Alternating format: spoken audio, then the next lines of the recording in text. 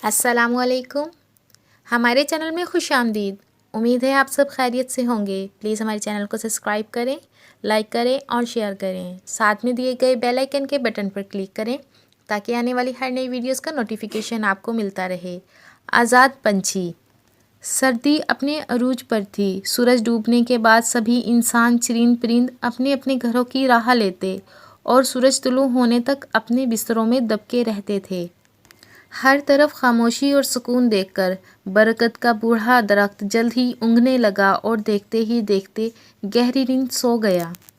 लेकिन इस गहरे सन्नाटे में अचानक ही टिप टिप टिप की आवाज़ के साथ इसके अंदर नमी उतरने लगी। सर्द तरीन रात में भीगने का एहसास से इसकी नींद टूट गई। ये कौन बदतमीज़ है जो इतनी सर्द रात में मुझ पर इस वक्त पानी डाल रहा है। वो गुस्से और सर्दी से कांपती हुई आवाज़ में बोला। ये टूटू तोता था जो इसकी शाखों में मुंह छुपाए खामोशी से आंसू बहा रहा था।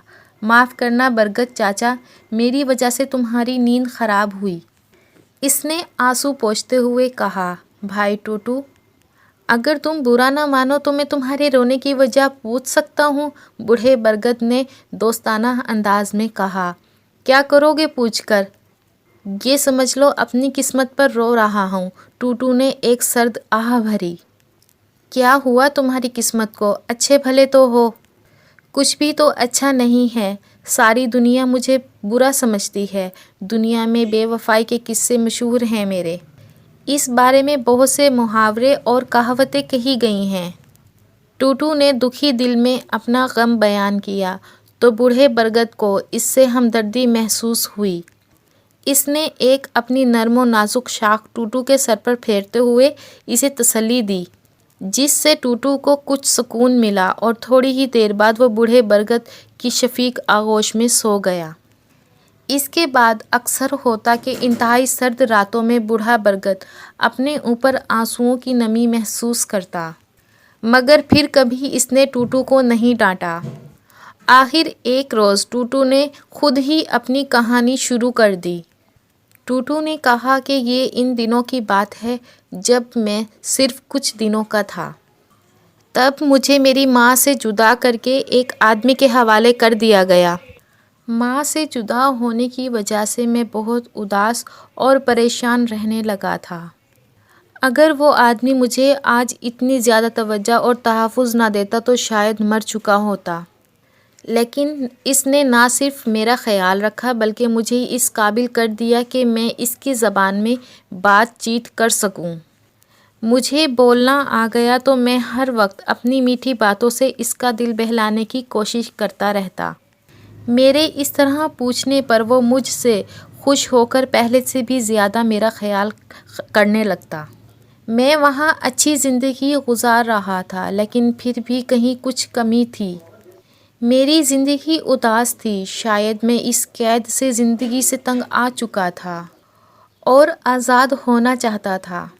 मैं चाहता था कि काश वो खुद ही मेरे दिल की बात समझ ले और मुझे आज़ाद कर दे, लेकिन ये सिर्फ मेरी भूल थी। आखिर एक रोज़ हिम्मत करके मैंने अपने दिल की बात इससे कह दी। मैं इसके जवाब का मुंतज़िर था, लेकिन कोई जवाब ना दिए बगैर वो चला गया। मैंने दूसरे, तीसरे और फिर चौथे दिन भी इससे यही बात की, लेकिन इसने फिर भी कोई जवाब ना दिया। जब मैंने पाँचवें दिन भी इससे यही बात की तो वो गुस्से से बेतहाशा चीखते हुए कहा कि तुम मुझे ये जता रहे हो कि मैंने तुम्हें यहाँ कैद करके रखा हुआ है। जो ऐश तुम्हें यहाँ मिला वो सब तुम भूल गए। तुम भूल गए कि मैंने तुम्हारे आराम का किस तरह ख्याल रखा, तुम्हें यहाँ कोई तकलीफ़ ना होने दी, हमेशा अच्छे से अच्छा खिलाया।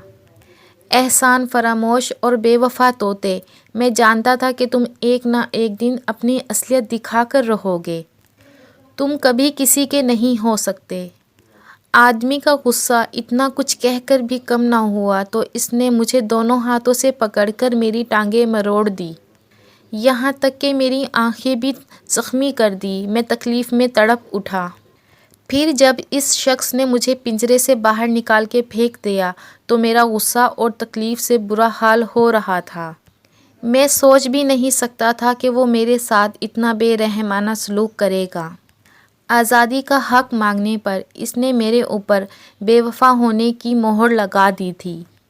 وہ شخص نہیں جانتا تھا کہ ایک پرندے سے اس کی اڑان کا حق چھین لینا کتنا بڑا ظلم ہے۔ تکلیف کے مارے میرا برا حال ہو رہا تھا۔ میں کچھ دیر تک رک کر سکون کا سانس لینا چاہتا تھا، لیکن محلے کی پلی ہوئی بلی کی للچائی ہوئی نظروں نے مجھے اتنی بھی مہلت نہ دی۔ اس سے پہلے کہ وہ بلی میرے زخمی جسم کو جھپٹ لیتی، میں نے ہوا کے دوش پر اپنے پروں کو پھیلا لیا۔ نیلے آسمان اور تازہ ہواؤں نے مجھے حوصلہ دیا۔ یہ شاید آزاد فضا میں میری پہلی اڑان تھی۔ ہوا کے بازوؤں پر پرواز کرتے ہوئے میں اپنا ہر دکھ اور تکلیف بھول گیا۔ چھوٹے چھوٹے گھر، کھیت، درخت، سبزہ پہاڑ، چمکتے ہوئے جھرنے مجھے بہت پیارے لگ رہے تھے۔ پرندوں کے غول اڑتے ہوئے ادھر سے ادھر چلے جا رہے تھے اور میں بھی ان کے ساتھ ہو لیا۔ اور پھر تھک کر میں تمہاری شفیق پناہ میں آ گیا اور اب میرا مستقل ٹھکانہ یہی بن گیا ہے۔ ٹوٹو اب آزاد زندگی گزار رہا تھا، اپنی فطرت کے عین مطابق، لیکن ماضی کی تلخ یادیں اب بھی اسے بے چین کر دیتی تھیں۔ وہ سوچتا، کیا واقعی میں نے اس آدمی کے ساتھ بے وفائی کی ہے؟ ایسے میں بوڑھا برگد اسے سمجھاتا کہ کسی کے برا کہنے دینے سے کوئی برا نہیں بن جاتا۔ اس طرح انسان کے بے وفا کہہ دینے سے تم بے وفا نہیں بن گئے۔ تم نے جو کیا ہے وہ ٹھیک کیا ہے، لیکن پھر بھی یہ کہاوتیں اور محاورے آخر کیوں مشہور ہیں؟ تو برگد شفقت سے جواب دیتے ہوئے کہتے، مجھے یقین ہے کہ یہ ساری باتیں کم از کم تمہارے لیے نہیں ہیں، یوں ان کی بحث ختم ہو جاتی۔ کافی عرصہ گزر گیا۔ ٹوٹو کی خوش اخلاقی دیکھ کر کئی پرندوں نے اس سے دوستی کر لی۔ ٹوٹو دن بھر اپنے دوستوں کے ساتھ گھومتا پھرتا رہتا، لیکن رات کو پھر اپنے سب سے پرانے گہرے دوست برگد کے درخت کے پاس آ پہنچاتے۔ اب خزاں کا موسم آ پہنچا تھا۔ ہریالی اور سبزی کی جگہ زردی چھا گئی تھی۔ درختوں کے پتے ٹوٹ کر گرنے لگے۔ بوڑھا برگد اب اور بھی کمزور ہو گیا تھا۔ اس کے زیادہ تر پتے ٹوٹ کر جھڑ چکے تھے اور شاخیں سوکھ گئی تھیں۔ یہاں بسیرا کرنے والے پرندے کہیں اور چلے گئے تھے۔ صرف ایک ٹوٹو تھا جو ابھی تک اس کے ساتھ تھا۔ بوڑھا برگد اکثر اسے کہتا، دوسرے پرندوں کی طرح اب تمہیں بھی کوئی اور جگہ تلاش کر لینی چاہیے، کیونکہ میں اب تمہیں دن میں تپتی ہوئی دھوپ سے نہیں بچا سکتا، اور نہ پہلے کی طرح رات کو میری نرم شاخیں تمہیں آرام دے سکتی ہیں۔ ٹوٹو ہر مرتبہ سختی سے انکار کر دیتا۔ وہ کہتا، سچا دوست وہی ہوتا ہے جو مصیبت میں ساتھ نہ چھوڑے، اور میں تمہارا سچا دوست ہوں۔ برگد کا درخت اس کی بات سن کر خاموشی سے سر جھکا لیتا۔ یہ مشکل وقت بھی جلد ہی گزر گیا کہ جب درختوں پر نئے پتے آنے لگ گئے تو یہاں سے جانے والے پرندے بھی دوبارہ لوٹ آئے۔ اب بوڑھا برگد دوسرے پرندوں کے سامنے ٹوٹو کی وفاداری کی تعریف کرتا اور کہتا کہ ٹوٹو نے برے وقت میں بھی اس کا ساتھ نہیں چھوڑا اور ایک سچے دوست ہونے کا ثبوت دیا۔ دوسرے پرندے یہ سب سن کر شرمندہ ہو جاتے، لیکن ٹوٹو خوش ہو کر اس کی شاخوں پر ٹیں ٹیں کر کے زور زور سے جھولنے لگتا۔ ایک روز ٹوٹو حسب معمول دانے دنکے کی تلاش میں تھا کہ اڑتے اڑتے اسے یوں محسوس ہوا کہ نیچے سے اسے کوئی پکار رہا ہے۔ ٹوٹو نے نیچے جھک کر دیکھا تو وہ وہی آدمی تھا جس نے اسے بچپن میں پالا تھا۔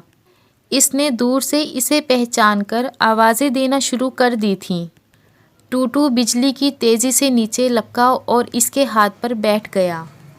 انسان کی محبت دیکھ کر ٹوٹو حیران سا تھا کہ یہ وہی ہے جس نے اتنی انتہائی حقارت سے بے عزتی کر کے گھر سے باہر پھینک دیا تھا۔ آج وہی شخص اس سے ہاتھ جوڑ کر معافی مانگتے ہوئے کہہ رہا تھا، میرے پیارے ٹوٹو، میں تم سے بے حد شرمندہ ہوں۔ مجھے معاف کر دو، شاید یہ تمہاری بد دعا تھی کہ میں تمہارے جانے کے بعد اپنی زندگی میں خوشی محسوس نہ کر سکا اور کمرے میں بند ہو کر صرف تمہیں ہی یاد کرتا رہتا تھا۔ شاید یہ تم پر بے وجہ ظلم کرنے کی سزا ملی تھی۔ بس رو رو کر دل ہی دل میں اپنی زیادتیوں کی معافی مانگتا رہتا تھا۔ شاید تب ہی میں وہاں سے فرار ہونے میں کامیاب ہو گیا ہوں۔ اس آدمی نے کہا، ٹوٹو تم اپنی آزادی کا حق مانگنے میں درست تھے۔ بے وفا تم نہیں بلکہ میں ہی تھا۔ جاؤ ٹوٹو، یہ آزاد فضائیں تمہارے لیے ہی ہیں۔ تم ایک آزاد پنچھی ہو، تمہیں آزاد ہی رہنا چاہیے۔ انسان طوطے کو اپنے ہاتھوں سے آزاد کرتے ہوئے ندامت سے کہہ رہا تھا، اور طوطا ہوا کے دوش پر بلند ہوتے ہوئے ایسا محسوس کر رہا تھا جیسے آج ہی اسے صحیح معنوں میں آزادی میں حاصل ہوئی ہے۔